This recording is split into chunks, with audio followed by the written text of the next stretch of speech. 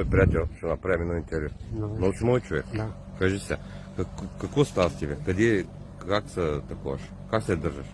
Ами идем просто на Богородицата. Те ли? Да. Колко пари изкарваш долу горе на ден? 10 на 15, 20. Те ли? Да. Добре си? Добре съм. Нещо не ми държат краката там. Що? Чупи ми. Как, как ги щупи? Една кола беше наблъсна преди 5-6 години. Сега ако ти дам 10 лева, какво ще направиш? Какво да правиш? Ще си купя хляб с това. Те ли? Да. Ти сега имаш ли пари? Имам 2 лева ясно. Обаче си честен, не си като другите да лъжиш. Ако да имам за малко чудо от тези на 2 лева, я трябва да ги занеса.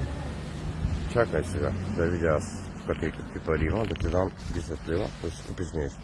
Нали става? Да. За тебе да таковаш.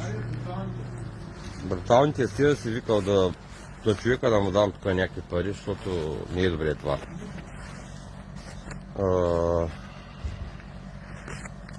Вземи си 10 лева тези пари, да спири ги, защото ти държи телефона. Тук си с ръкавици. Тук са много. Ах, не ги 10. 10 лева. Я виж да няма още 10. Няма. То няма значение, ама. Няма ли? Няма.